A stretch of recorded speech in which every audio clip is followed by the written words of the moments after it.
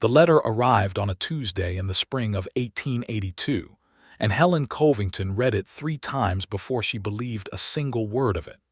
She was standing in the narrow kitchen of her rented room in Abilene, Kansas, with the morning sun cutting through the single window above the wash basin, and the smell of her neighbors frying bacon drifting under the door. The letter was written in a lawyer's careful hand, on good paper that felt thick and deliberate between her fingers, as though the weight of it was meant to prepare her for what was inside. She had never received anything on paper so fine in all of her 26 years. Most of the correspondence in her life had come on scraps or thin, folded notes, things that fell apart if you handled them too much. But this letter held together. It insisted on itself. The man who had written it was a lawyer by the name of Edmund Farrow, practicing out of a small town called Caldera Flats in the Texas Panhandle. He was writing on behalf of the estate of one Harvey Slater, a cattleman and landowner of considerable means, who had passed from this world on the 14th of April, 1882. And in his last will and testament, duly witnessed and filed with the county, Harvey Slater had left the whole of his property, the land, the cattle, the house, the equipment, and the rights to the water running through it, to Helen Covington of Abilene, Kansas. Helen set the letter down on the kitchen table and looked out the window at the pale yellow morning sky. She had never heard the name Harvey Slater in her life. She picked the letter back up and read it again, more slowly this time, looking for the part where it might explain the mistake, where the lawyer might have clarified that he meant a different Helen Covington, one who had actually known the man, one with some claim to his generosity. But there was no such clarification. The letter gave her name, her address, her description as the daughter of one Margaret Covington née Aldrich, and it said plainly that the estate was hers, if she came to Caldera Flats to claim it in person before the 15th of June. Helen sat down in the single wooden chair beside the table and held the letter in both hands. She thought about her mother, who had died 4 years prior, and who had never, to Helen's knowledge, set foot in Texas. She thought about her father, who had died before Helen could walk, and whose face she knew only from a small painted portrait that her mother had kept on the mantel of every home they had ever lived in. She thought about the life she had in Abilene, which was not a bad life, but which was also not a particularly good one.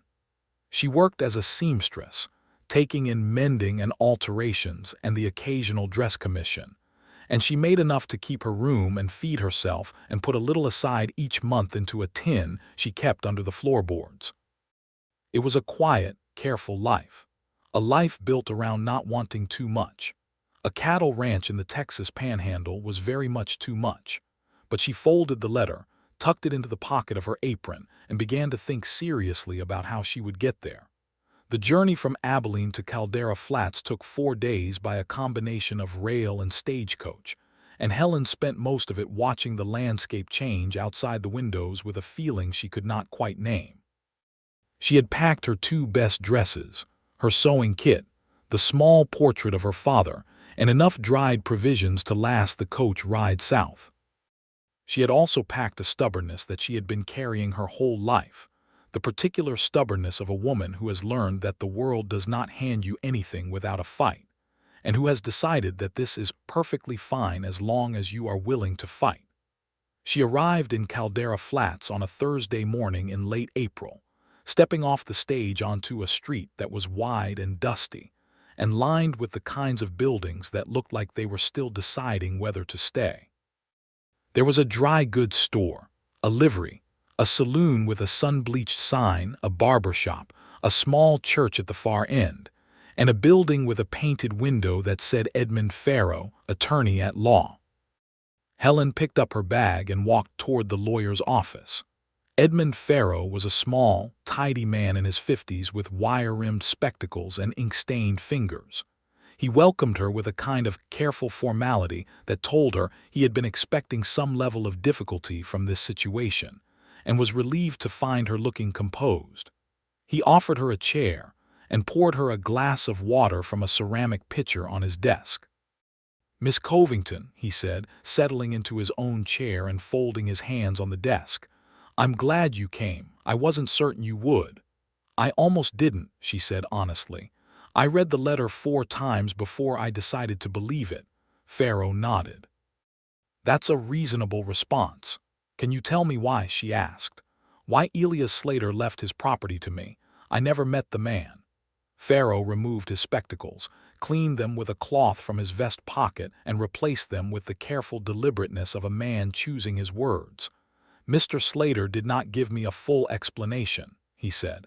He came to me in January of this year, when he knew his illness was progressing beyond recovery. He dictated his will clearly and calmly, and he was of sound mind. I want you to understand that. The bequest to you was intentional. But why me? He said only that he owed a debt to your mother that he had never been able to repay in life, and that this was the only way he could think to settle it. Pharaoh paused. He asked me not to press him on the details, and I respected that. I'm sorry I can't give you more. Helen was quiet for a moment. Her mother, a debt. Did he know her well? She asked. I believe so, Pharaoh said carefully, but that is all I can tell you.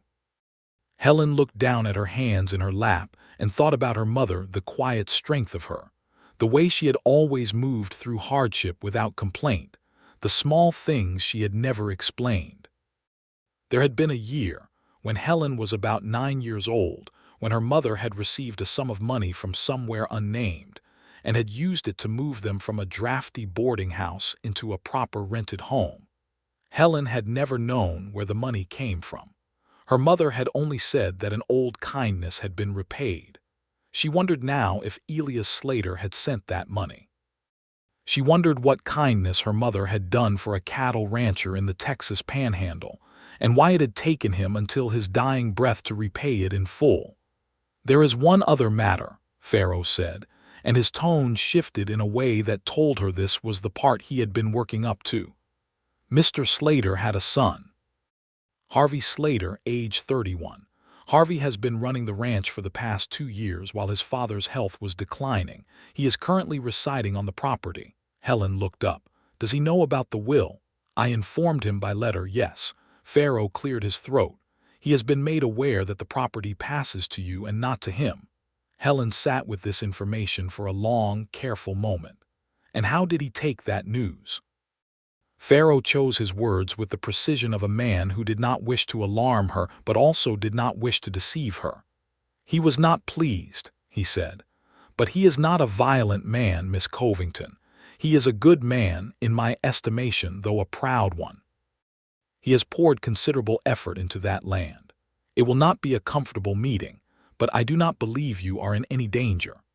Helen thought of the stubbornness she had packed in her bag alongside her dresses, and decided it would be getting some use sooner than expected. The Slater Ranch was 7 miles south of Caldera Flats, along a road that was really more of 2 worn tracks in the grass, with a line of cottonwood trees marking the creek that ran along the western edge of the property. Pharaoh had arranged for a man from the livery to drive her out in a small wagon, and she sat beside him in the spring morning with her bag in her lap and watched the land open up around her as they left town. It was, she had to admit, extraordinary land. She had grown up in Kansas, which was flat and wide and beautiful in its own austere way, but this was different. The Texas Panhandle stretched out in rolling swells of grass that caught the wind and moved like water, and the sky above it was enormous and the color of a robin's egg, with clouds piled up along the western horizon like cotton batting. She could see cattle in the middle distance, dark shapes grazing slowly across the slopes, and as they rounded a long curve in the track she saw the ranch itself. The house was a solid, 2-story affair built of cut limestone, weathered to the color of old cream, with a long covered porch running across the front and a stone chimney at each end. Behind it were 2 large barns, a series of corrals built from cedar posts, a smokehouse, a root cellar with a slanted wooden door, and a cluster of smaller buildings that she would later learn were the bunkhouse, the equipment shed, and the tack room. The whole thing sat on a slight rise that gave it a clear view of the surrounding range in every direction, and there were cottonwood trees planted along the south side of the house, old enough that their trunks were thick as barrels. It was a working ranch, not a decorative one. Everything about it spoke of labor and purpose and care sustained over years. The fences were tight. The corrals were clean. The equipment she could see from the track was worn but maintained. Helen felt something move in her chest that was not quite guilt, but was in that neighborhood. A man came out of the barn as the wagon rolled into the yard, and she knew without being told that it was Harvey Slater. He was tall, the way that men who spend their lives in open country sometimes are not artificially tall, but earned tall, with the kind of proportions that came from hard physical work done since childhood. He had dark hair under a battered, wide-brimmed hat, and his face was angular and tanned to the color of saddle leather, with a jaw that looked like it had been set in a particular expression of determination and had mostly stayed there. His eyes, when he looked at the wagon, were the deep gray-green of storm clouds over water, and they moved from the wagon driver to Helen with a directness that did not flinch and did not welcome. He was wearing a collarless shirt with the sleeves rolled to the elbow, and his hands, as he reached up to steady the wagon horse out of habit, were the hands of a man who had worked this land every day for years.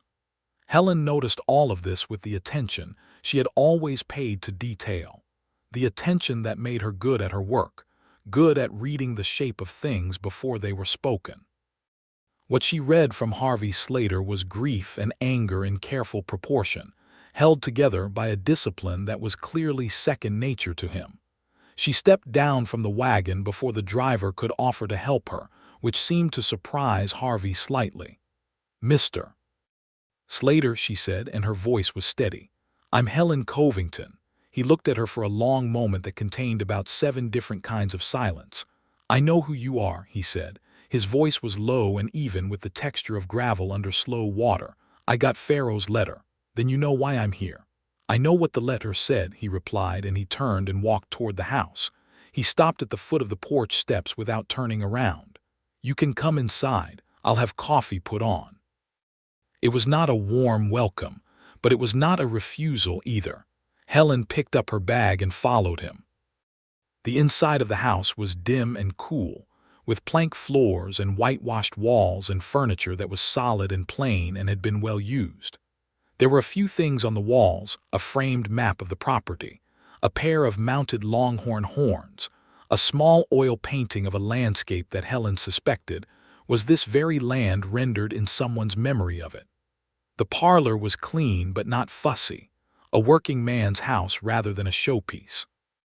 There was a woman in the kitchen, broad and gray-haired, who Harvey introduced briefly as Marta, the cook and housekeeper who had been with the family for 15 years. Marta looked at Helen with an expression that was not unfriendly but was distinctly watchful. Harvey poured the coffee himself and set a cup in front of Helen at the kitchen table without asking how she took it, then sat across from her and laced his hands around his own cup and looked at her with those storm-colored eyes. "You didn't know him," he said. It wasn't quite a question. "No," she said. "I never met your father." Something moved across his face, too quick to name. "Then why did he do it?" "Mr. Pharaoh told me your father felt he owed a debt to my mother." Harvey was quiet. He looked down at his coffee. "My mother died when I was 7, he said after a pause that seemed to cost him something. "My father raised me alone. He was a hard man, but he was a good one. He built everything you see here with his own hands and mine over 30 years. He looked back up at her. And then he left it to a woman he'd never spoken to. The bluntness of it was not cruelty exactly. It was more like honesty that had forgotten to put on its manners. That must have been painful," Helen said. He blinked. It was clear he had not expected that response. "I'm not here to take something from you, Mr. Slater," she continued, keeping her voice level and her hands still around her coffee cup. "I don't know what your father intended, but I intend to understand it before I make any decisions about this property." "You'd consider not claiming it?" he asked, and there was something in his voice that was not quite hope but was leaning in that direction. "I'd consider what makes sense." she said carefully. "I grew up in a rented room. I sew other people's clothing for a living. I don't know the first thing about running a cattle ranch. The question of what I should do with this land is not as simple as whether I have the legal right to it." Harvey studied her for a long moment. Then slowly, he unclenched his hands from around his coffee cup. "You can stay in the house," he said, and it seemed to take some effort. "The second bedroom at the top of the stairs. You should see the place before you make any decisions." "Thank you," she said. He stood up, took his hat from the hook by the back door, and went back outside. Through the kitchen window, Helen watched him cross the yard toward the barn with his long, deliberate stride, and she thought that grief and anger and discipline must be an exhausting combination to carry around in one body. She also thought, with a kind of surprised honesty, that Harvey Slater was a very striking man. She pushed that thought aside and finished her coffee.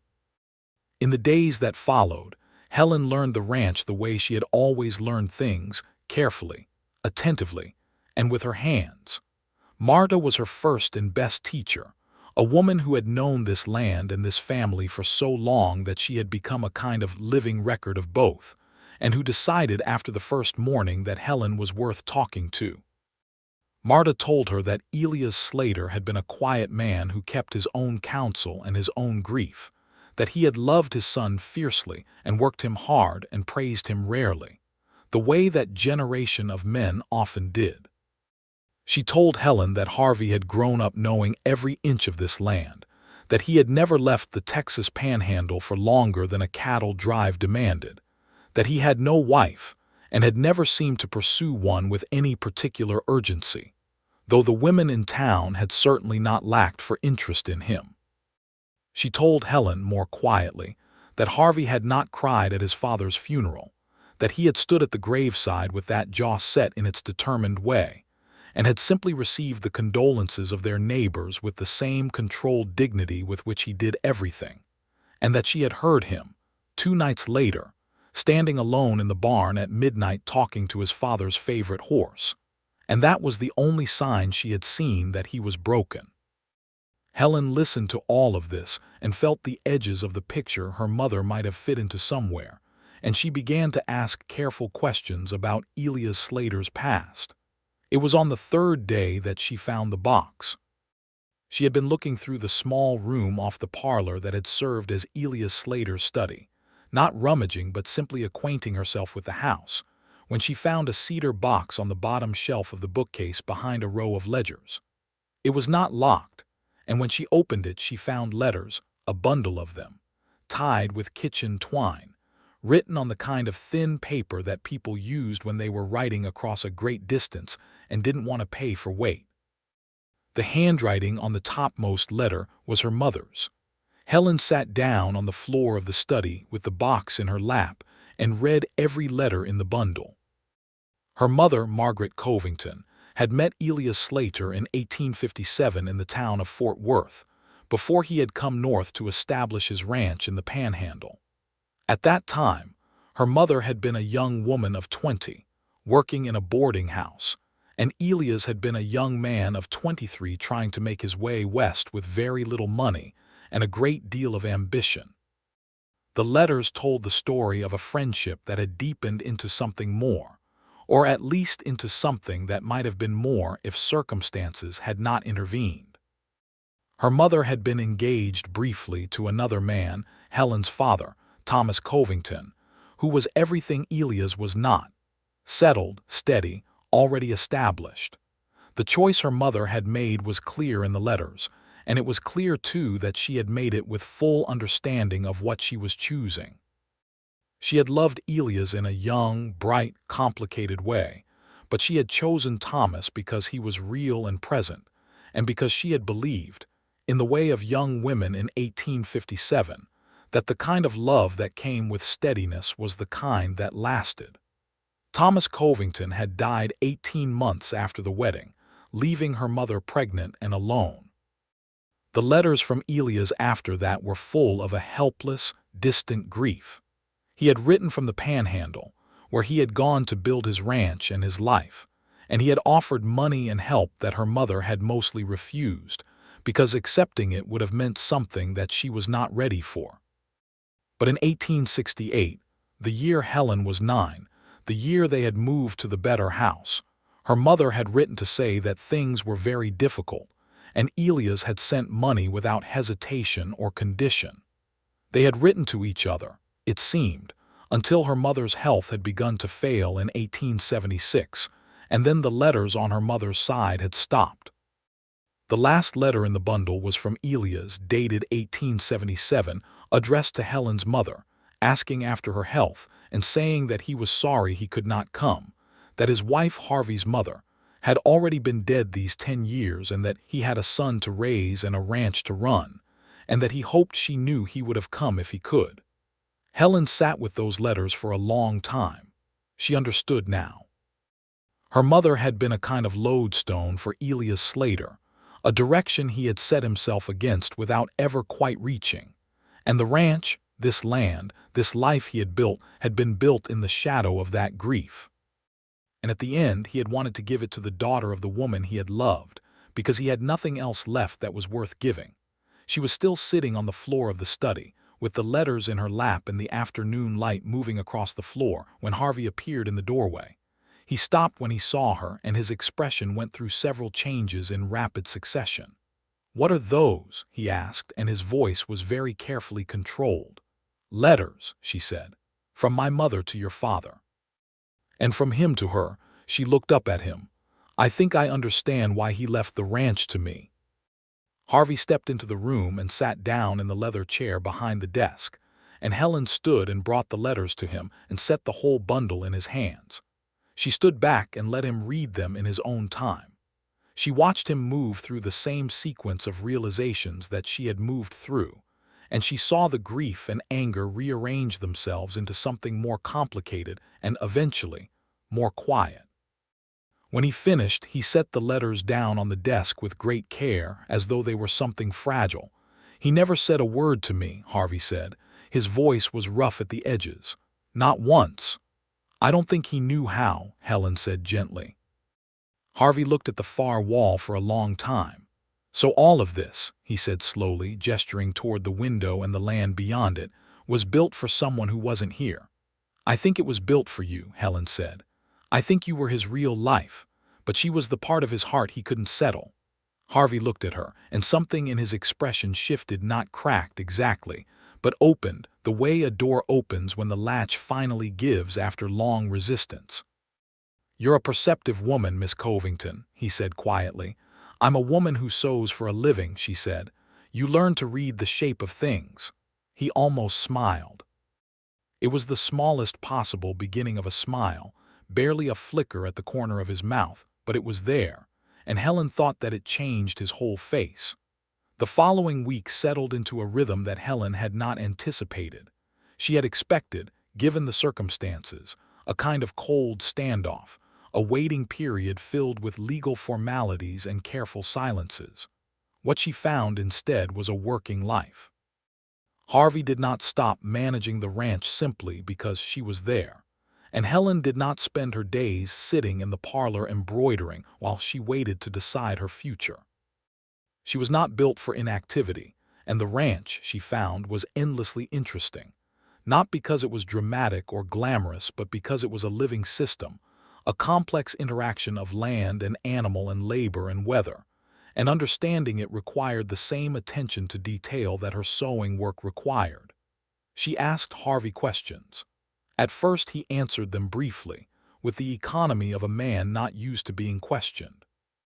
But Helen had a gift for asking the right questions, the ones that couldn't be answered in a single word, and gradually his answers grew longer and more expansive, until they were walking the fence lines in the afternoon, talking for an hour at a stretch. He showed her the water rights, which were the critical thing out here, the creek that ran through the western edge of the property, the agreement with the neighboring ranch to the south about access during dry seasons, the network of stock tanks that his father had dug and lined in the early years. He showed her the cattle, the mixed herd of longhorns and shorthorns that his father had been slowly transitioning toward the more marketable beef cattle that the northern markets were beginning to prefer. He showed her the breeding records, kept in meticulous ledgers in his father's careful handwriting, and explained the logic of them with a patient precision that told her he was, at heart, a teacher as well as a rancher. Helen listened and learned and asked more questions, and she began to understand, in a way she had not expected, that this land was not simply property. It was a living argument for human persistence, for the idea that you could take a piece of difficult country and through years of intelligent labor make something that sustained life and generated abundance. It was not a romantic idea. It was a practical one. And Helen had always understood practical things better than romantic ones. She understood, too, that Harvey was indispensable to this place. She could no more run this ranch without him than she could run a locomotive without a fireman. Whatever her legal rights were, the actual substance of those rights, the living, breathing, functioning ranch, existed because of Harvey Slater's work and knowledge and daily presence. She told him so one evening on the porch, when the sun was going down behind the cottonwoods and the air had gone gold and soft. He was quiet for a moment after she said it, watching a pair of mockingbirds arguing in the nearest tree. "I appreciate you saying so," he said finally, "but the legal reality is what it is." "The legal reality can be adjusted," she said. "Pharaoh told me there are ways to structure a partnership arrangement or a joint tenancy or any number of things that would formalize your position here." Harvey turned to look at her directly. "You do that." "I do what's right," she said. "Your father put me in this position without asking me. The least I can do is handle it with some sense." He studied her face with that direct, storm-colored gaze, and she had the feeling, not for the first time, of being read with the same attention she gave to others. "You're not what I expected," he said. "What did you expect?" "Someone who would arrive with a lawyer and a list of demands." "I have a lawyer," she pointed out, "but I didn't bring the list." He did smile then, fully and for a real moment, and it was a remarkable thing, that smile. It rearranged his whole face into something warmer and younger, and entirely different from the controlled, deliberate man she had first met in the yard. She felt something move in her chest that was a good deal more distinct than the vague thing she had felt when she first saw the ranch. She looked back at the cottonwoods and decided this was probably not the moment to examine that feeling. The problem with the neighboring rancher arrived in the second week. His name was Dale Prout, and he ran the spread to the east with a style that Helen had already heard described by 3 different people as aggressive. He was a heavy-set man in his late 40s who had been trying to acquire the Slater water rights for the better part of 5 years, and who had apparently believed, when Elias Slater died, that the land would go to Harvey, and that Harvey, given enough financial pressure, might eventually be persuaded to sell. The arrival of a woman he had never heard of changed his calculations, and not in a way that made him thoughtful. Prout arrived at the ranch on a Thursday morning with 2 of his hired men, riding into the yard without invitation, and he was the kind of man who took a woman's presence in a working enterprise as a personal insult to the natural order of things. He sat on his horse and looked at Helen with a kind of dismissive contempt that she had encountered before, in other forms, and had always found bracing rather than intimidating. "You're the woman who's got the Slater deed," he said, not introducing himself and not removing his hat. "I'm Helen Covington," she said. She was standing on the porch and she did not come down the steps, which meant she was looking at him on a level which she thought was appropriate. "You must be Dale Prout." He looked mildly irritated that she knew his name. "That's right. I've got a proposition for you, Miss Covington. The water easement on the Western Creek, the old agreement Elias had with my ranch, I want to renegotiate it." "I'd want to see the existing agreement first," Helen said. "The existing agreement is out of date," Prout said. "Things change. This is cattle country, and a woman running a ranch alone doesn't change how cattle country works." Helen heard the door behind her open and Harvey came to stand beside her on the porch. He said nothing, but his presence beside her shifted the weight of the conversation measurably. "I'm not alone, as you can see," Helen said pleasantly. And the existing water agreement is a legal document, Mr. Prout, which I will review with my attorney before discussing any modifications. If you'd like to send a formal request to Mr. Farrow in town, I'll make sure he receives it." Prout's eyes moved to Harvey with an expression that was not entirely friendly. "Slater, you're comfortable with this arrangement?" "Miss Covington speaks for the property," Harvey said. His voice was very even. "You heard her." Prout held Harvey's gaze for a moment, then looked back at Helen with an expression that was calculating rather than defeated. "You'll hear from me," he said, and reined his horse around and rode out of the yard with his men. Helen waited until they were past the gate before releasing the breath she had been holding with some effort. "He's not going to stop," Harvey said. "No," she agreed. "But he's also not going to get the water rights by riding into the yard and being unpleasant about it." She looked up at Harvey. "What does the existing agreement actually say?" "It gives his cattle access to the creek crossing at the eastern edge of our property during drought months," Harvey said, "in exchange for nothing, which was an error my father made 20 years ago when he was trying to be neighborly to a man who turned out not to deserve it.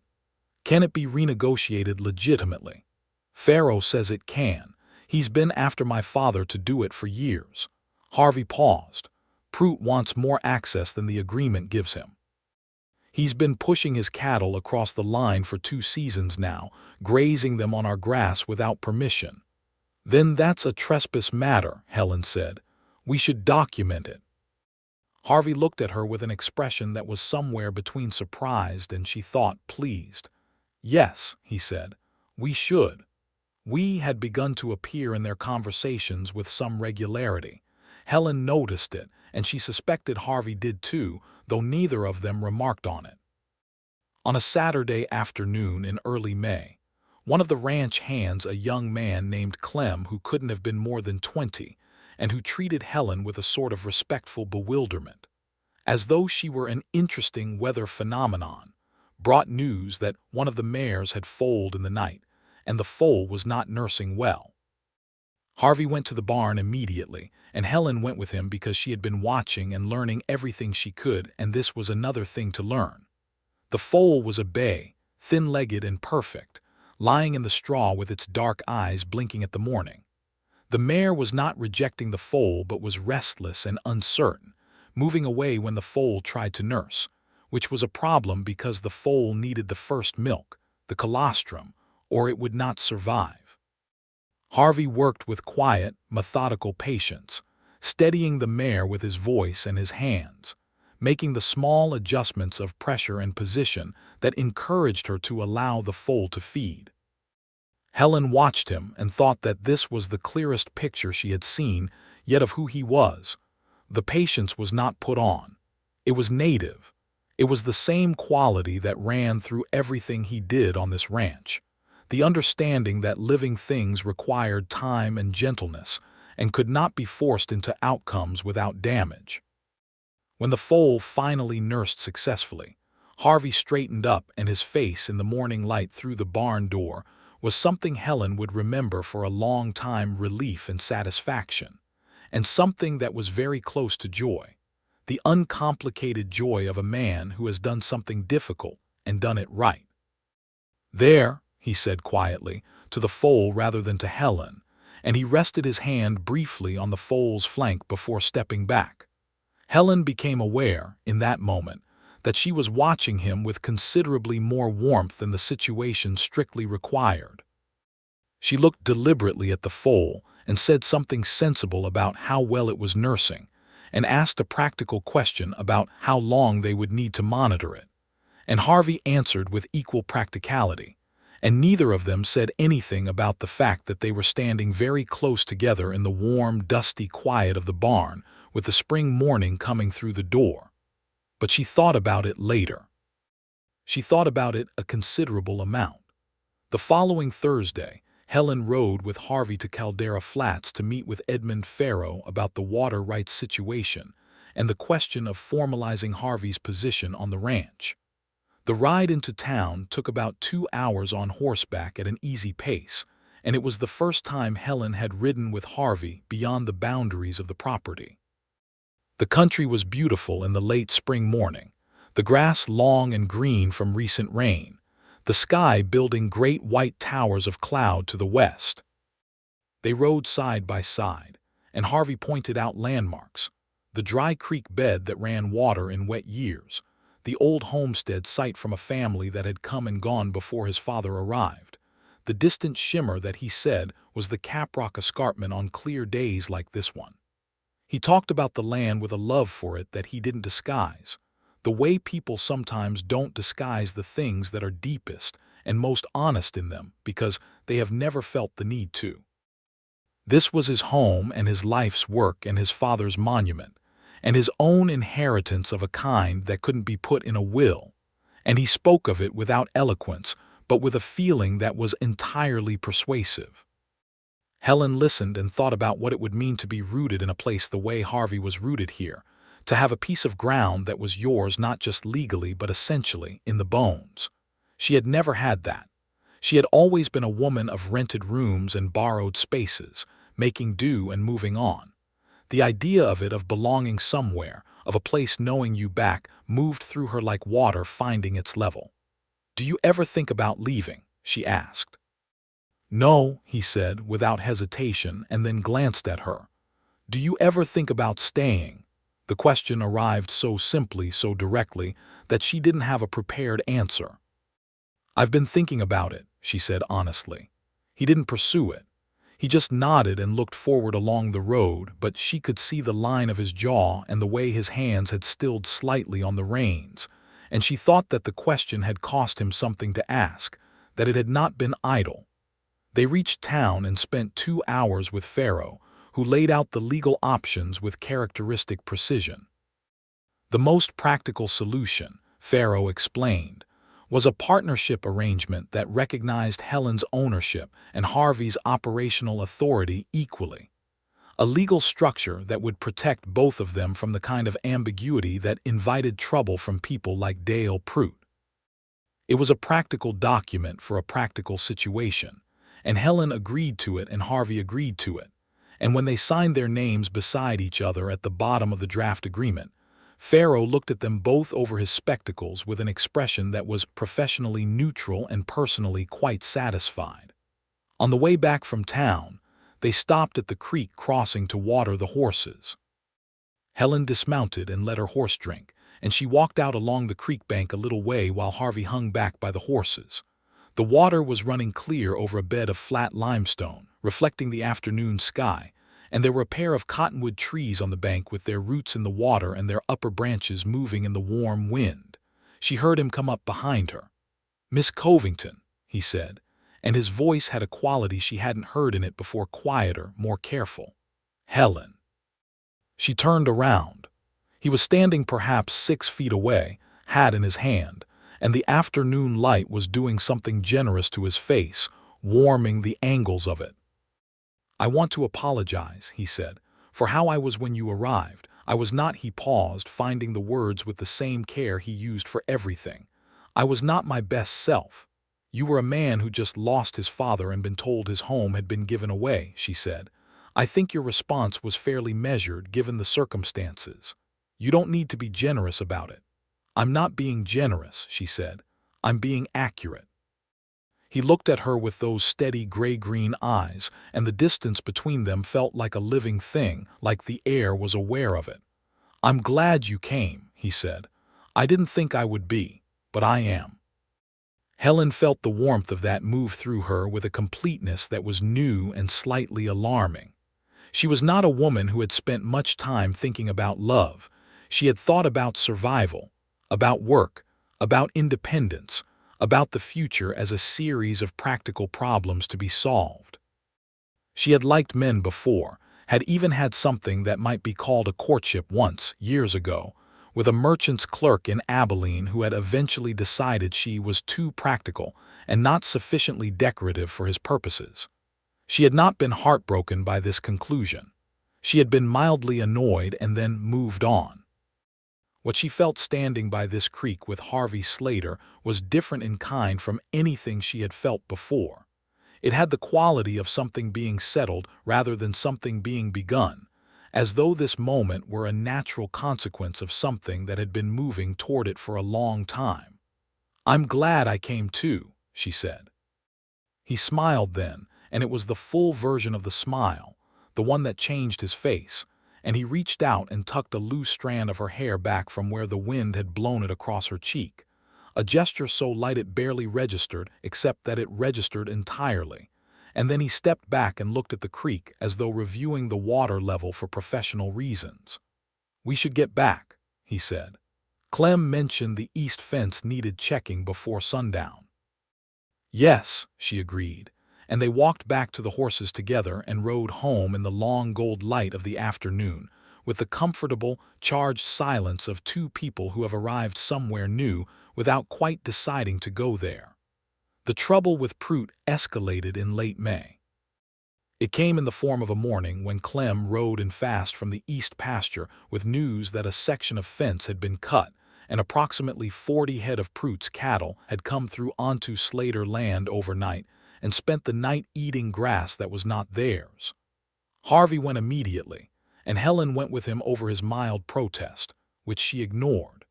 The fence cut was too clean for accident. Someone had used wire cutters with deliberate purpose, and whoever had done it in the dark, and at a point where the fence line was not visible from the house or the road. Harvey's expression, as he surveyed the damage, was very controlled and very cold, which Helen had learned to recognize as the version of him that was most seriously angry. He had two of the hands drive Prout's cattle back to the boundary and begin repairing the fence, and then he rode to Prout's ranch himself, with Helen beside him, because she had insisted, and because Harvey had looked at her and understood, without needing the argument spelled out, that she had both the right and the standing to be there. Prout came out of his house when they rode up, and his expression when he saw Helen was not, she thought, the expression of a guilty man but of a calculating one, a man who was thinking about the angles. "My fence was cut last night," Harvey said, "and your cattle were on my land." "My cattle roam," Prout said. "A fence fails, cattle go through it, that's ranching." "The cut was deliberate," Harvey said. "I'll be reporting it to the county sheriff as trespass and destruction of property. And I'll be documenting every previous incident of your cattle grazing on Slater land without permission." Prout's gaze moved to Helen. "You're going to the law over a few strands of wire." "Over a pattern of intentional trespass and property damage, yes," Helen said. "And while we're speaking clearly, Mr. Prout, the water easement agreement is currently under legal review. You'll be hearing from Mr. Farrow's office about the terms." Prout looked at her with a flat, unfriendly calculation. "You're making enemies for a piece of land you don't even understand." "I'm protecting a legal interest with the same tools you'd use," she said. "If you'd like to discuss the easement in a civil and productive way, you know where to find us." She reined her horse around and Harvey followed, and they rode back without speaking until they were out of sight of Prout's buildings, and then Harvey pulled up and looked at her with an expression she had never seen on him before. "That was extremely well done," he said, and the admiration in his voice was entirely unguarded. Helen felt warmth rise in her face and was glad the sun was bright enough to serve as excuse. "He respects a clear position," she said. "Men like that always do, even if they don't show it. You've dealt with men like that before." "I've been a woman working alone in a world that finds that inconvenient," she said. "Yes, I've dealt with men like that before." Harvey was quiet for a moment. "Your life before this," he said carefully. "Were you happy?" The question surprised her with its directness. She thought about it honestly. "I was content," she said. "I had what I needed. But I think I had organized my life around not wanting too much, because wanting things that were too big always seemed like a way of setting yourself up for loss." She paused. "I don't think I was happy exactly. I think I was safe." Harvey was watching her with that steady attention. "And now?" She looked at the rolling grass and the enormous sky, and the road back to the ranch where Marta would have supper starting and Clem and the other hands would be finishing the fence repair, and the foal, who had been named Dusty by general consensus, would be nursing strong and steady. "Now I want things that are too big," she said honestly. which is either very foolish or very good depending on how it turns out. Harvey said nothing for a moment. Then, I think it might be very good. They rode the rest of the way home side by side with the sun on their backs, and the grass moving around them like a sea. The evening after the Prout confrontation after supper, when Marta had retired to her room, and the ranch was quiet under a sky full of stars that Helen still found startling after years in a town, Harvey came to the porch where she was sitting and took the other chair. They sat for a while without speaking, which had become comfortable, a silence that did not need filling, that had its own quality of companionship. "I've been thinking," Harvey said finally. About what it is that you want," he said. "What it is you actually want. For your future. For this place." He stopped and started again, and there was a rare roughness in his voice that told her this was difficult for him. "For yourself." Helen set down the cup of tea she had been holding. "I want to stay," she said. It was the first time she had said it plainly, without qualifications or conditions, and it felt like stepping off a ledge and finding ground. Harvey turned to look at her, and the stars were bright enough that she could see his face clearly. "Here," she continued, "on this ranch. I want to learn how to run it properly with you, the way it's meant to be run. I want to understand what your father built and help it continue." She paused. "And I want to know you better, Harvey Slater. I think that's the part I want most." He was very still. "Helen," he said, and her name in his voice was a different thing than it had been when anyone else said it. It had weight and texture and intention in it. "I know it's complicated," she said. "The legal situation and your father's history and everything. I know it's not simple." "It's not complicated," he said quietly. "Not for me. Not anymore." He reached across the space between the chairs and took her hand, very deliberately, with the same care he used for the mare with the foal, the same patience, the same understanding that living things required gentleness and could not be forced. His hand was large and warm and work-roughened and absolutely certain. "I would very much like to court you," he said, with a formality that was entirely genuine rather than mannered, the kind of formality that comes from taking something seriously rather than performing it. "If you're willing." Helen looked at his hand covering hers and felt the rightness of it settle through her like the warmth of a good fire. "I'm willing," she said. He did not kiss her that night. He held her hand on the porch in the starlight, and they talked until the moon was high and the horses in the corrals had gone quiet, and it was enough. It was more than enough. It was the beginning of something that felt, unlike so many beginnings, like it was already in the right direction. The summer came on hard and fast, the way Texas summers do, and the work of the ranch intensified with it. Helen learned to ride properly. Beyond the basic competence she had arrived with, Harvey taught her in the early mornings before the heat built, working with her in the largest corral, until she understood the horse beneath her not just as transportation, but as a partner with its own language and logic. She was a quick learner with a good sense of feel, which Harvey told her was the thing you either had or you didn't, and she had it. She also worked alongside Marta to understand the household economics of the ranch, the provisioning, the preservation, the seasonal rhythms of feeding a household, and a crew of 5 through the long Texas year. Marta was, she discovered, a woman of considerable knowledge and very strong opinions, and she had decided some time back that Helen was the best thing that had happened to this household in years, which she expressed in the way of a woman who has never wasted a compliment in her life, through the quality of the food she prepared and the warmth of her instruction. "You're good for him," Marta said to Helen one morning in June while they were putting up preserves, the kitchen hot and fragrant with peaches. "He has not laughed like that in a long time. Before his father got sick, maybe." Helen thought about the laughter. It was true that Harvey laughed more now, a low, genuine laugh that she had worked to earn because it was very much worth earning. She had discovered that he had a dry, precise sense of humor that had been buried under grief and isolation, and that it emerged when he was at ease, and that she had become one of the few people who could reliably bring it out. "He's good for me too," Helen said honestly. Marta gave a satisfied nod and stirred her preserves. The sheriff came out to take Harvey's statement about the fence cutting in mid-June. A steady older man named Ballard who had known Elias Slater for 20 years and who treated Helen with a careful respect that told her he had already formed an opinion of her situation and had decided it was legitimate.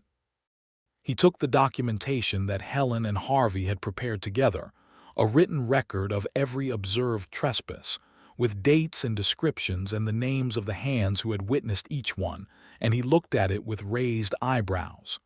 "This is thorough," he said to Helen. "I'm a thorough person," she said. Ballard visited Prout and the fence cutting stopped, though the hostility continued in other, smaller ways. Harvey told her that Prout would never be a good neighbor, but that the combination of legal documentation and clear boundary enforcement had changed the calculation sufficiently that outright aggression was no longer in Prout's interest.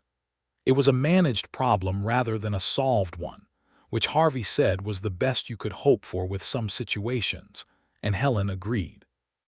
In early July, they rode together to the summer cattle drive preparation, not the drive itself, which would take the hands north to the rail connection at Dodge City, but the weeks of organizing and preparing that preceded it. Helen worked alongside Harvey and the hands during this time, learning the cattle operation from the ground up with an attention that gradually converted the hands from wariness to a kind of respectful acknowledgement. Clem in particular had become something of an ally, telling anyone who asked that Miss Covington could sort a cut of cattle from a pasture faster than most men he'd ridden with, which was not precisely true yet but was kind. The 4th of July arrived, which in Caldera Flats was celebrated with a town gathering in the main street, a fiddle player, some organized races, a shared supper on long tables set up in the late afternoon, and fireworks that 2 of the merchants had brought in from Amarillo. Harvey drove Helen to town in the wagon, which felt like a different kind of declaration than the partnership papers they had signed, because declarations in a small town are always public declarations, and small towns always notice. They were noticed. The women in town received Helen with a range of responses that ran from genuine warmth to polite wariness, the latter mostly from the mothers of daughters who had, for some time, considered Harvey Slater a not impossible prospect. But Helen had lived her life among people who required assessment, and she was good at making herself known clearly and honestly, and by the time the supper tables were cleared and the fiddle was going again, she had made 3 genuine acquaintances and 1 potential friend. A woman her own age named Cora, the wife of the dry goods merchant, who had a forthright intelligence and a sense of humor that matched Helen's own. "You're nothing like what we expected," Cora told her over the supper table with the freedom of a woman who had decided that directness was a form of respect. "What were you expecting?" Helen asked. "Someone who would either fail immediately and leave," Cora said candidly, "or cause trouble and need to be managed." "I may still do either of those things," Helen said. Cora laughed.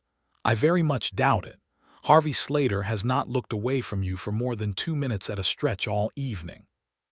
Helen did not look across the table to where Harvey was talking to the sheriff and 2 of the neighboring ranchers, because she did not need to look to know that what Cora said was accurate.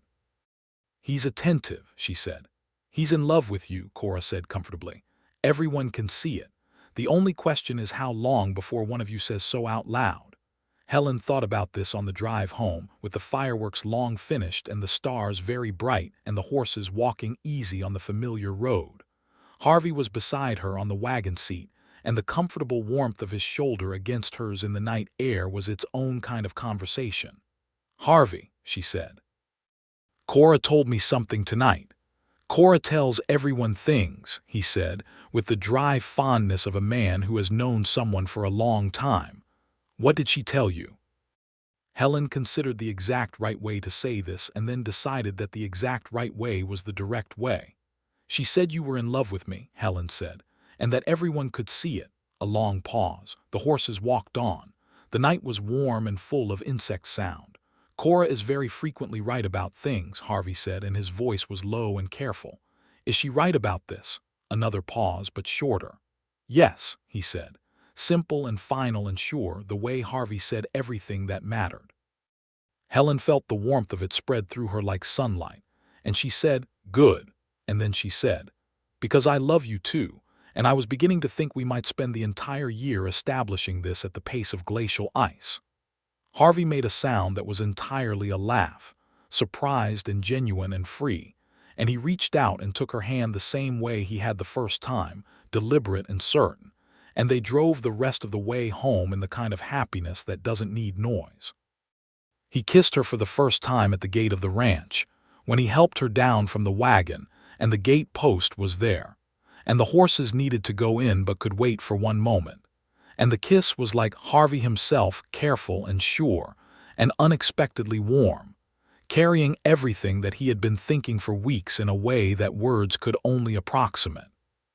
Helen kissed him back and thought that she had spent 26 years being practical and sensible and careful about wanting too much, and that this was the thing she had been too careful about, and she was done being careful. The rest of the summer was the best summer Helen had ever lived. She and Harvey worked the ranch together with the growing understanding of two people who are discovering how well they fit, not in spite of their differences but through them, because she brought things he lacked, and he brought things she lacked, and together the sum was more capable and more alive than either of them had been alone. She had a facility with numbers and record-keeping that complemented his practical expertise. He had a knowledge of the land and the cattle and the seasonal rhythms that gave her education a living foundation. They argued sometimes, with the directness of two people who respected each other enough to disagree, and the arguments were productive and always resolved before supper, because neither of them had the temperament for sustained grievance. Marta observed all of this from the kitchen with an expression of deep and permanent satisfaction. The cattle drive brought the hands back in September with a good price at the rail, better than the previous year, which Harvey attributed partly to the shift toward the shorthorn breeding stock and partly to timing the sale well. He came home sun-darkened and trail-worn and went directly to where Helen was working on the fence records at the kitchen table, and she stood up and he held her for a long moment with his face in her hair, and neither of them spoke. "I missed you," he said into her hair. "I missed you too," she said. Also, Dusty kicked Clem in the shin, and we had a problem with the north stock tank leaking, which I have documented in the maintenance ledger. He pulled back and looked at her with helpless fondness. "Only you would tell me those two things in the same breath. I'm a thorough person," she reminded him. In October, Harvey asked Marta to cook a good supper and set the table with the good dishes that hadn't been used since Slater's final Christmas, and he put on a clean shirt and told Helen he had something he wanted to say to her properly. They sat across from each other at the kitchen table, which was where they always were, the parlor being reserved for paperwork and the porch for evenings. And Marta served them, and then excused herself with an expression that was trying very hard to be professionally neutral. Harvey had a small box on the table beside his plate, which he didn't touch until the meal was finished, and Helen ate her supper with the awareness of it sitting there like a question. When the plates were cleared and Marta was clattering with great discretion in the back of the kitchen, Harvey picked up the box and set it in front of Helen. Inside was a ring, a simple gold band with a small stone set in it, not the flashiest thing, but made with care and chosen with taste. Helen recognized the quality of it immediately, as someone who had spent her working life with fine materials. "My father gave this to my mother," Harvey said. "She wore it every day.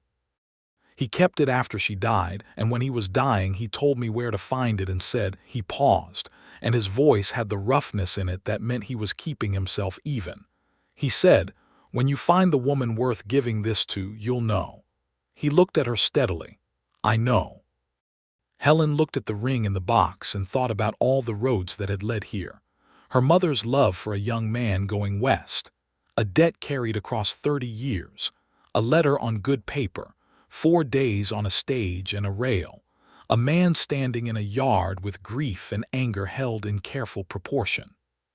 She thought about Dusty nursing in the barn, and the water rights documentation, and the starlit porch, and the fireworks from Amarillo, and a kiss at the gate.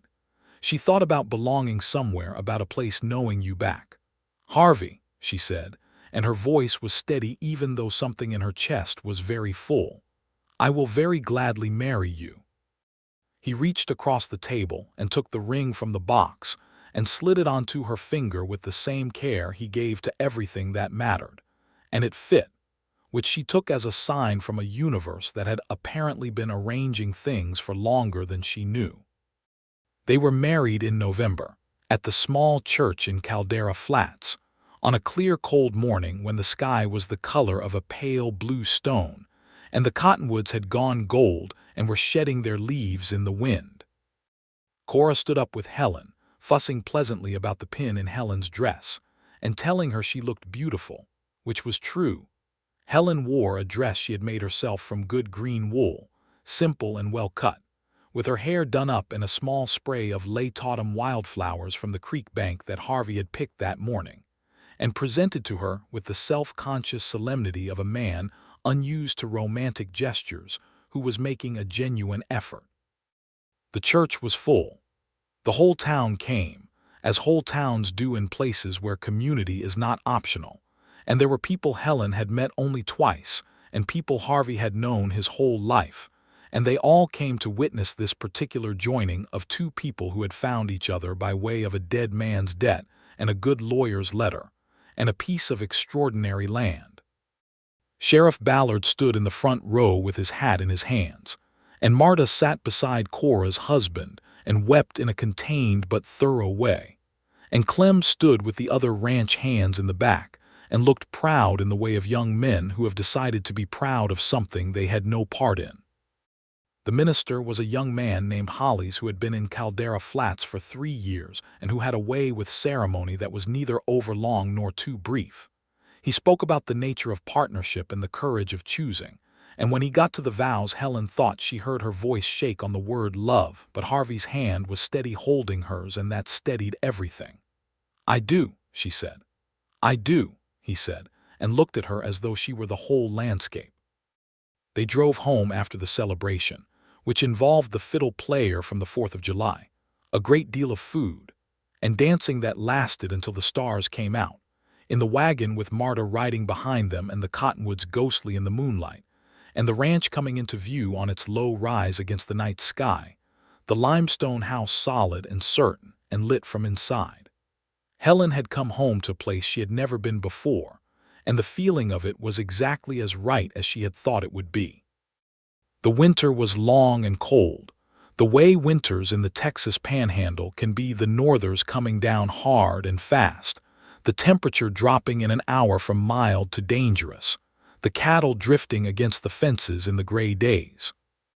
Harvey managed the winter range with the experience of a man who had done it 30 times, and Helen managed the interior operations of the household and the ranch with a competence that surprised even herself, because she discovered that she had been learning this place for months with exactly the attention it required, and that she knew now where everything lived and what every system needed, and how to keep it all moving through difficult weather.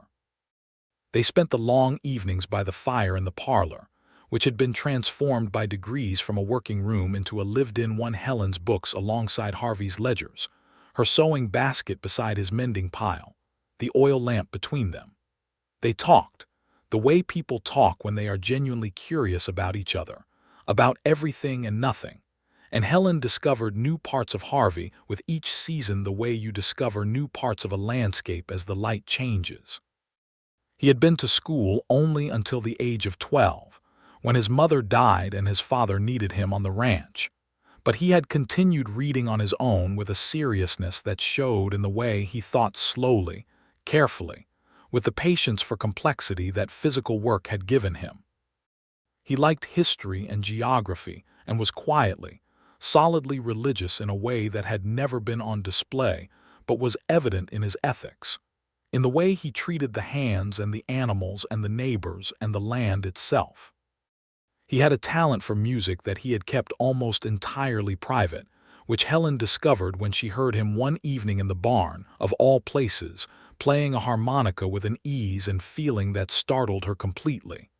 When she asked him about it, he looked, for one of the very few times she had seen, embarrassed. "My mother taught me," he said. "It's a small thing." "It is not a small thing," she said firmly, and after that he played in the evenings sometimes, sitting on the porch in the cold, his breath and the music making small clouds in the lamplight, and Helen would sit nearby with her sewing and think that she had been handed a life of unlooked-for richness. In February, she knew she was expecting their child. She told Harvey on a morning when the frost was still on the windows and Marta had not yet come down to start the fire, just the two of them in the gray early light, and his face when she told him went through something she had no word for, a kind of overwhelm, contained and then released, and he held her very carefully as though she were something newly precious. "A child," he said, "just that." "In August," she said. "Marta's already guessed, I think." Harvey pulled back and looked at her. "Are you well? Do you need—" "I'm perfectly well," she said, "thoroughly well. I feel excellent, in fact, which I understand is not always the case, and I'm grateful for it." He kissed her forehead and then her mouth, and then sat beside her on the edge of the bed with his arm around her, and they looked at the frost on the windows and the early gray light and the day beginning. "A child," he said again, softly, as though settling the word into a new place. Marta's reaction, when informed at breakfast, was to burst into full, uncontained tears and then immediately begin planning necessary household preparations with the energy of a woman who had been waiting for exactly this project. The spring came back around with the particular joy of springs that follow hard winters, the grass coming up green almost overnight, the creek running high and musical with snowmelt from the distant mountains, the cattle putting on weight in the longer days. Dusty was a year old and growing into a leggy, curious, opinionated young horse that Harvey was beginning to work with careful patience, and Helen watched from the fence with her chin in her hand and her stomach round under her dress. She had stayed in contact with Edmund Farrow about the water easement renegotiation, and in April of 1883 they reached a final agreement with Prout that established clear terms for shared creek access in exchange for a cash payment from Prout's ranch to theirs. Not a large sum, but a fair one, and Prout had signed it with the expression of a man who has been outmaneuvered but cannot quite find the point where it happened. Farrow had been genuinely delighted and told Helen she had negotiated better than most lawyers he knew, which she took as the high compliment he clearly meant it as. The summer was warm and long and full of the particular busyness of a working ranch at its best season, with the added anticipation of the child that made everything feel slightly more vivid and significant. Helen worked lighter in the heat, Marta's vigilance on this point being absolute and non-negotiable, and spent more time on the partnership accounts and correspondence that had become her particular domain. The letter from Prout in July, not a hostile one this time, but an almost civil inquiry about whether the Slater ranch would consider purchasing a section of his eastern pasture, which he was apparently finding difficulty running at a profit. She discussed with Harvey over supper with the same practical interest they brought to every business question. They decided to look at the land, then decided it was worth the price, then made an offer that was accepted, which expanded the ranch's eastern boundary by 350 acres and resolved the perennial fence problem permanently by making the contested ground their own. Harvey told her at least twice that his father would not have believed this particular development. Helen told him she thought his father would have managed to believe it, being apparently a man of considerable imagination, which made Harvey laugh the free, genuine laugh that she still worked to earn, because it was still worth it every time. Their son was born on the 11th of August, 1883, in the upstairs bedroom of the limestone house, with Marta in attendance, and a doctor from Caldera Flats who arrived in good time and found everything proceeding in the orderly fashion he preferred. Harvey spent the labor downstairs in the kitchen because Marta had put him there firmly, and because he would otherwise have been underfoot, and Clem reported later that he had cleaned the kitchen 3 times, and the color of his face had been approximately that of old chalk. When the doctor came downstairs to say it was done and well done, and would Mr. Slater like to come up, Harvey took the stairs in about 4 steps. The baby was small and red and perfect, and had Harvey's dark hair and Helen's determined mouth. And when Harvey held him for the first time, his face did the thing that faces do when something goes past all prepared expression into something new, something that doesn't have a name yet. "What shall we call him?" Harvey asked, his voice barely above a whisper. Helen was tired in the deep, accomplished way that comes after hard work completed well. She had been thinking about the name for months, and she had one ready. "Elias," she said, "for your father." Harvey looked at her, and his eyes were bright in the afternoon light, and she thought of the letters in the cedar box and the debt repaid, and the chain of consequence that had brought them all to this particular moment. "Elias Thomas," she added, "for mine." Harvey looked down at the baby, at Elias Thomas Slater, who was small and new and completely unaware of the complicated and wonderful chain of events that had led to his existence, and said nothing for a long time. Then he said, "Thank you," and she knew he didn't mean only the name.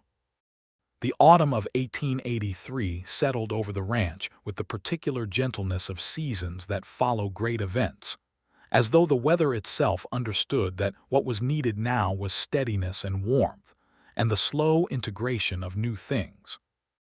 Elias, who became Eli almost immediately, which is the fate of formal names in working households, was a healthy, alert, demanding baby who was adored by Marta with a passion that approached the religious, and who had the effect on Clem of reducing him to something like speechlessness every time he encountered him in the kitchen. The baby slept in the room that had been the study, which Harvey had cleared of the ledgers and furnished with a crib that he had built himself over the course of 3 winter evenings, with the same careful patience he brought to fence posts and foaling mares. Helen nursed Eli and kept the ranch accounts and mended things and negotiated with cattle buyers and walked the fence lines in the early mornings when the air was cool and the grass was silver with dew, and she thought frequently and with great vividness about the woman she had been in a rented room in Abilene, the woman who had organized her life around not wanting too much. She wanted too much now, and all of it was real. Harvey managed the fall preparations with the competence of long experience, laying in feed for the cattle, checking the equipment, negotiating the contracts for winter hay delivery from a farmer south of town who had a good operation on bottomland. He was still quiet in the mornings, still deliberate, still possessed of that jaw that could set itself in its determined way when something required determination. But there was an ease about him now, an opening of something that had been closed. He laughed more easily. He told her things about his father that he had clearly never told anyone, small memories that he seemed to be examining for the first time, turning them in the new light of understanding that the letters had given him. He told her about a time when he was 14 and had lost a calf he was responsible for during a spring storm, and his father had said nothing, had simply found the calf himself and brought it back, and put it in the barn, and told Harvey to check on it in the morning, and Harvey had understood the next morning that his father had walked 5 miles in the dark to find it and had said nothing about it to him, not in reproach and not in comfort, just quietly done the thing that needed doing. "That's the most Elias Slater thing I've ever heard," Helen said. "He was that kind of man," Harvey said. "I understood him better than I could talk about him, if that makes any sense." "It makes perfect sense," she said. "Some people are better read than spoken." He looked at her. "Like my father and your mother." "Like your father and my mother," she agreed. They were quiet for a moment, sitting on the porch in the October afternoon with Eli asleep in the house and the cattle visible in the middle pasture, and the cottonwoods turned gold and orange against the sky. "I used to wonder," Harvey said carefully, "whether this land was built on something sad. Whether what my father felt for your mother, The fact that he couldn't have her, whether that grief was underneath all of this. He gestured at the range, the house, the barns. Whether it was all trying to fill a space that couldn't be filled. Helen thought about this. I think he did build it partly from grief, she said, but I don't think that makes it sad. People build things from all kinds of materials. What matters is what you do with what you've been given. She looked at him. And what he gave you is extraordinary. And what he gave me indirectly is you and this place and this life. I can't be sad about that. Harvey reached for her hand. He got it right in the end, Harvey said, even if he got it right in the strangest possible way. The strangest possible way, Helen agreed, is still right. Eli woke up and announced this fact clearly from inside the house, and they both smiled and Helen went in to him, and the afternoon moved forward in its comfortable way. In the years that followed, the Slater Ranch became what it had always had the potential to be, not merely a surviving operation but a prospering one, expanded and improved by the complementary intelligences that ran it.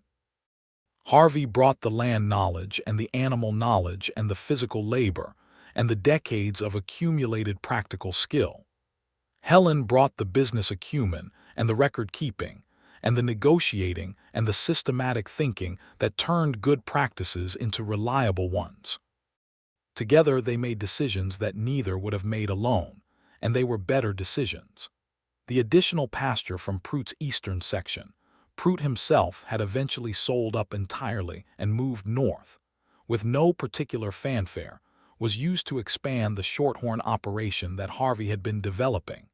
And by 1885, the Slater Ranch was delivering cattle to the rail connection at prices that put them in the top quarter of the region's producers. Farrow had occasion to mention this to Helen more than once with evident satisfaction. The house grew with the family. Harvey added a room off the east side in the spring of 1885, framing it with cedar and filling it with light from 2 south-facing windows, because Helen had mentioned exactly once that the house could use more light, and Harvey had said nothing in response but had started building 3 days later. The room became a combination of sitting room and workspace, with a sewing table at one window and a reading chair at the other, and it was, Helen thought, the most comfortable room she had ever been in anywhere. Eli grew into a dark-haired, serious-eyed boy who was his father in the bones but his mother in the mind. He had Harvey's physical confidence and Helen's attention to detail, and he followed Harvey around the ranch from the time he could walk with the same focused attention that Helen had used to learn the place in those first months. He could sit on a horse independently by the time he was 4, which Harvey called normal and Helen called alarming, and then adjusted her assessment of as she watched him ride. Clem, who had stayed on and become in effect the foreman as Harvey's responsibilities grew, developed a paternal relationship with Eli that was touchingly earnest. He taught the boy to whistle and to braid rope and to tell weather by the clouds, and Marta fed him extra portions at supper as a form of acknowledgement. In the autumn of 1885, Helen discovered she was expecting again, which she told Harvey while they were working on the winter accounts at the kitchen table, and he was therefore sitting down when the information reached him, which she had considered a practical advantage.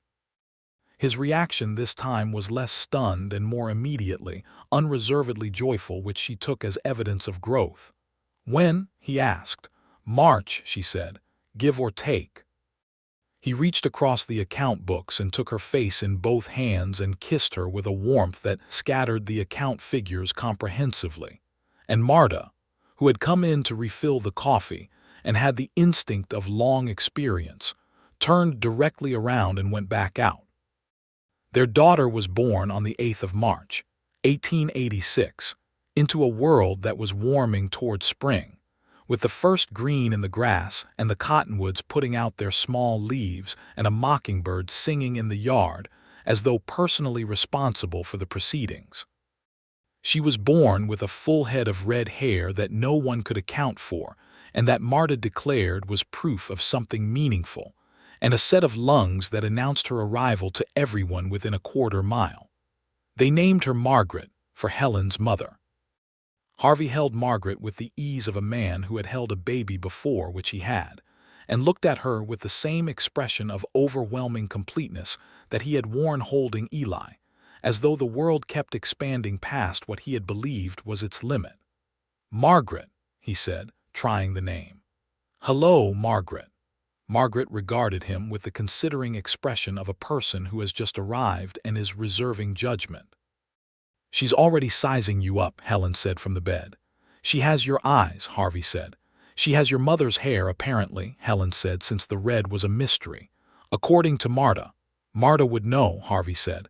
"Marta knows everything." This was a family truth, uncontested by all. The years moved in the way that good years do, not slowly, not quickly, but with a fullness that made them feel complete. Eli started school in town and turned out to be a reader of ravenous appetite, who also had his father's gift for the land, which Helen thought was the best possible combination. Margaret grew into a small, red-headed person of enormous force of will and considerable charm, which she deployed with the strategic precision of someone who had understood from early on that charm was a tool, and tools were meant to be used. Harvey said she was Helen at 3, which Helen disputed on the grounds that she had not been charming at 3. Harvey said he found this hard to believe. The ranch was their life, and it was a good life, a real one, with the weight and texture of actual things. There were hard seasons and good seasons and problems that required solving and successes that required celebrating. And there were mornings when Helen stood at the kitchen window with her coffee watching Harvey cross the yard in the early light, moving with the deliberate ease of a man entirely at home in his world, and felt the rightness of her life in a way that went all the way to the bone. She had kept the cedar box with her mother's letters in the study, on the same shelf where she had found it, and sometimes she took it out and read a letter or two, not from grief, but from a kind of gratitude, a recognition of the long line of love and consequence that had arranged itself into her particular life. She thought about Margaret Covington, who had made a choice in 1857 that she had not been wrong about, and about Elias Slater, who had built 30 years of hard and worthy work on the mixed materials of ambition and grief and love, and who had found, at the very end, a way to close the account. She thought about the letter on good paper that had arrived in her kitchen in Abilene, and the woman she had been when she read it, careful and limited and safe. She was not safe now. She was alive. On a September evening in 1887, with the cottonwoods just beginning to turn and the air carrying the first cool edge of the coming autumn, Helen and Harvey sat on the porch as they often did in the evenings, with the day's work done and the house behind them full of quiet. Eli was inside reading. He was always inside reading, and Margaret was asleep, having exhausted herself and everyone around her in the thorough way she had. The light was going down behind the western ridgeline in shades of copper and amber, and the cattle were moving slowly in the far pasture, and the horses in the corrals were settled, and the ranch lay around them in its quiet evening self, solid and alive. Harvey had his harmonica out and was playing something slow and even, one of the songs his mother had taught him that Helen had come to know as well as her own heartbeat. She had her hands in her lap and she was watching the light change, and she was thinking about contentment, not the careful, limited contentment of a woman who has organized herself around not wanting too much, but the wide, real contentment of a woman who has what she wants and knows it. Harvey stopped playing. "Helen," he said. Are you happy?" She turned to look at him. He was watching her with those gray-green eyes that were still, after 5 years of marriage and more conversations than she could count, capable of telling her something new. "Yes," she said simply, "completely and actually and without reservation. Are you?" He was quiet for a moment in the way that meant he was thinking about the real answer rather than the easy one. "I used to think," he said slowly, "that happiness was something you maintained, like a fence. You keep it in good repair, nothing gets through, you're safe." He paused. "But it's not like that, is it? It's more like," he looked out at the land. "It's more like the grass. You can't fence it, you can't own it, it just grows if you give it what it needs." Helen looked at him for a long moment, This quiet, careful, extraordinary man who had come out of a barn into a dusty yard 6 years ago with grief and anger in careful proportion, and a jaw set against the world, and who had become hers and hers his in the most improbable and perfect way. "Harvey Slater," she said, "that is the most romantic thing you have ever said to me." He looked at her with the slight surprise he still wore sometimes when she called attention to the parts of him he had not expected to find there. And then he smiled, the full version, the one that changed everything, and she moved across the porch and he made room for her beside him on the step, his arm around her and the harmonica quiet and the evening enormous and warm around them. Behind them the house held their children and their work and their years. Before them the land stretched out in the last gold light, theirs and living and full of tomorrow. The debt was paid. The letters were answered. The account was closed. And what remained was this: two people on a porch in the Texas Panhandle in the September of 1887, with everything before them still.